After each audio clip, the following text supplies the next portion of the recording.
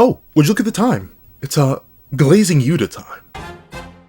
What's up, guys? That guy with a pencil here, fun fact, and open to have it on me and keep it on me at all times. And welcome to my thoughts, essentially, where a long-term yapper tries to yap shortly. So Leslie, I have 10 minutes to talk about Yuta as a narrative asset, as a character, and in terms of his thing, just as power scaling. So let's not waste more time. Let me start this 10-minute timer. No, that's not the thing I need to click on. Please. There we go, the 10-minute timer. Let's talk about Yuta Okkotsu.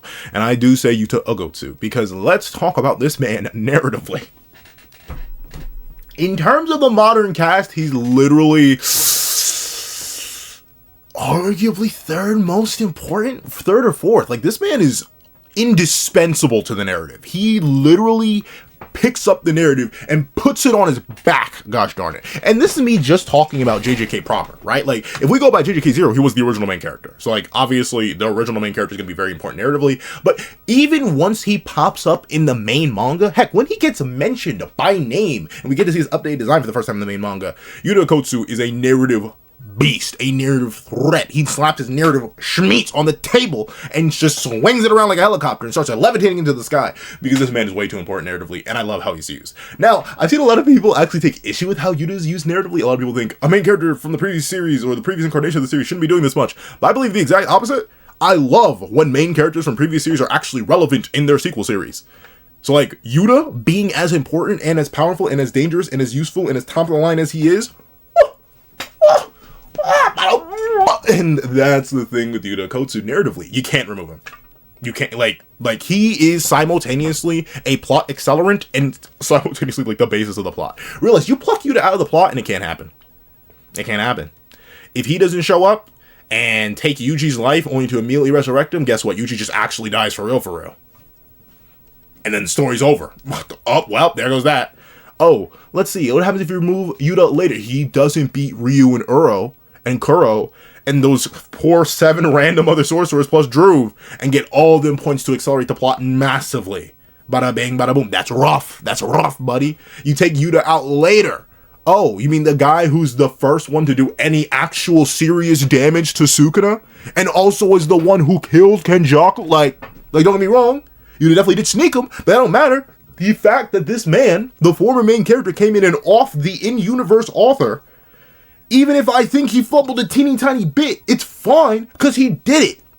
He did it, snatched the brain up, came in and clutched up again. Clutched up? What on earth is clutching up? Clutched up again when he came back in Gojo's body after he was split in half in order to save Yuji and Toto's lives. Like, this man does nothing but straight cook narrative. And I love it because it fits what he is. If Yuta did any less, if he did any less in the narrative, it would not make sense for a character who was hyped up to be so powerful, so dangerous, so devious, and diabolical. One of the 4 special grades from the original series, JJK 0. So Gege, narratively, it is actually one of his best runs in terms of taking a character, giving them a narrative role, and having them fulfill it to the moon and back. Like, Yuta putting the series on his back when it's not even his series anymore is so crazy, so absurd. It had people thinking that he should have been the main character of JJK proper when people don't realize that he would absolutely break the plot if he was. Like, legitimately, you'd have to power creep the entire universe in order to have Yuta actually struggle and tell anywhere near a similar story to what JJK's narrative is actually about. And I'll admit, that's kind of the one thing where I'm like, does Yuta really fit? He does kind of fit into the themes. Yeah, he does. He fits into, like, the isolationist themes versus connection themes about JJK. Like, that's where he shines the most. But still, it's like, it don't hit as good as it could hit. I ain't gonna lie to you. It doesn't really like beat you over the head as it should. But overall, Yuta narratively, like, literally perfect. I'm not even gonna argue about that at all. Like, I wouldn't change anything about Yuta's narrative. Heck, I give him more. He just has that much aura. But next up to Yuta as a character. Now, is Yuta my favorite character in JJK? Not really. Is he top 5? Yuji, Sukuna, Gojo, Maki. Oh, he may actually be top 5. Can I name a character? Yeah, I think actually it's top 5. But with that being the case, yes, he is top 5. And it's mainly because Yuta is the nicest, yet simultaneously most devious fellow on the planet. And that's my favorite type of character. Don't get me wrong. I love me a good smoke demon. I love me a person who loves nothing but running them hands, pulling them up, swinging them slobber knockers. But at the same time, I love a character like Yuta Okkotsu. A character who's so devious, so diabolical, so down bad and dastardly that he would literally give a curse. Let me not say it like that. He blew a curse's brains out by blowing its brains out by kissing all up on it. He's that devious, that diabolical. And at the same time, he's nice enough, calm enough, and controlled enough to beat the taste out of Ryu and Uro, but not like actually slaughter them and then heal them after the fact. Once the points rule got added. You know he was about to catch 2 bodies if that didn't get added. But with that being the case, I love that. Yuta's dichotomy of being the current strongest character by EOS and also being the sweetest, nicest, most fluffy boy ever. It's great. It's great. It's the perfect balance, right? Because it'd be one thing if Gege went too far in either direction, where like Yuta came back and he was still like a super crazy, consistently angry edgelord who just wants to, I'm gonna destroy everything. But no, he's not that. He's a character with the capacity to destroy everything. He's a monster, a beast, a creature, an animal. Oh, he's so mighty and thick and juicy. But still, he's a nice guy. Still, he cares. Still, he's human. Still, he connects. And seeing him struggle with that connection, seeing him struggle with his own strength, yet still have people there to actually support him, and being stronger than everyone else by a wide margin, but not so far that he isolates himself in the way that Gojo did, that's beautiful. He's a nice little soft anecdote, and another way to spin the whole idea of isolation that comes with strength that JJK is all about on like a secondary narrative level. I'd say like connection and interplay is technically the top theme. I think strength and what it does to you is another theme of JJK that kind of gets highlighted well through Yuta, but I wouldn't say he fits in fully to the strongest narrative. I mean, he kind of does, but I feel like the main 4 that do it are Gojo, Sukuna, Kashimo, and Toji. Like those are the main 4, which I'll talk about that in their own videos, because I do have thoughts on them as well. But overall, Yuta's a character he's literally about right. Like not like literally, it seems so weird, and it sounds so glazed-like, and I know some Yuta fans are probably listening to this, if they know me, are like, what on earth? He's actually glazing Yuta? Yeah, I love Yuta. I love him. He's a good, like, I'm not gonna sit here and argue with you. Does he develop? Not really, but like, that's okay. That's what JJK0 was for. He's literally here as a bonus. He's literally here. He's like the DLC. He's the prepaid DLC that you got with the premium bundle, and I'm perfectly fine with that. Not every character needs to develop. Not every character needs to go absolutely crazy in terms of their character development. We have Yuji for that. We're good. We have Suguna for that. Honestly, we're good. But in terms of the final aspect, that power scaling, he's the strongest.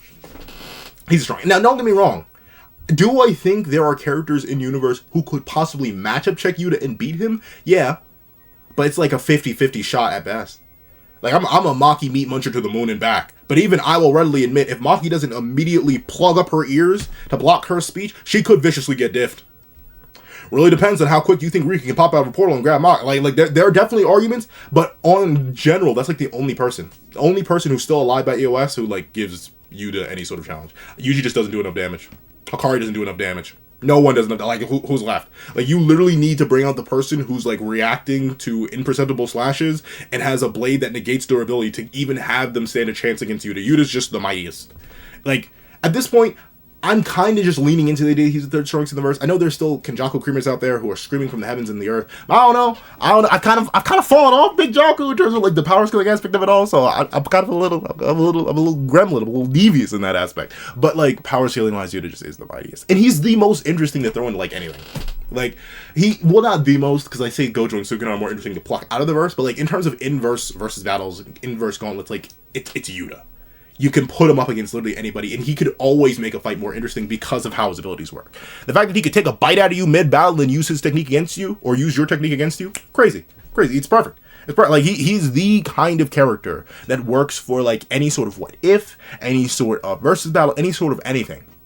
Because his character works to fight anybody, and his abilities work to fight anybody. He's just this is the most glazed I think I'm glazing Yuta more than I glaze Itadori. And I like Itadori more than Yuta. But like he's kind of just perfect. He's the strongest character in the verse by EOS. He's arguably top 3, or at the lowest you can't kick him out of top 5. I'll give you Kashimo fans, I'll give you Kenny Creamers, I'll give you something, but you ain't kicking him out of top 5 at bare minimum. And he's just a really well written character. Is he a flat character? Yes. That's my slightest bit of critique. Oh no. The main character who had his own narrative story arc is a little bit flat in the sequel series. Oh no. The horror. Oh. He's peak. Like, I'm sorry. What do you guys think about Yuta, though? Do you guys agree with me? Do you think Yuta Okkotsu is peak fiction? Top tier writing, fantastic way to use an old protagonist? Or do you think he's whack? please let me know in the comment section down below. If you made it all the way to the end of this video, please leave Kisser of the Curses. Yeah, I said it. Leave Kisser of the Curses in the comment section down below. I did thank you so much for watching. If you want to leave a like, share, comment, and subscribe. Make sure that all the notifications so you don't miss out on any videos that come to the channel. Also, I do have a page down below where you can support me for as low as $1 down month. These exclusive videos or the content and more. Also, now become a member of the channel for as low as $3 a month to get the same perks and more. Some of those perks include the live reactions here this year's amateur review, ad variations of all my videos, and if you become a $25 patron or a $25 member, you can order whatever video you want. Also, do a link to my Ko-Fi in the description down below. You can drop 5 beans for a short video, 20 beans for a long video, or any beans at all. Any support is always greatly appreciated. Now, I'd like to thank you so much for watching. Once again, and I hope you guys have a wonderful day. This is that guy with the pencil, writing off.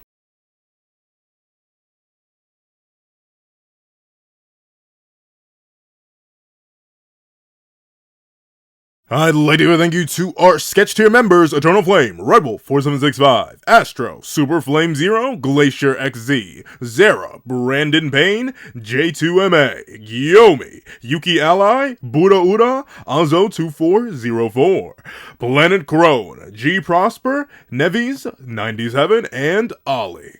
I'd like to give a big old thank you to our line art tier patrons: Sean, Nirvana Igneal, Midnight Lord 21, Kevin Encarnacion, and A+A. And I'd like to give a big old thank you to our Ink tier members: Fine, Austin Wimberly, Euchia, Carlo Alaimo, and Grim.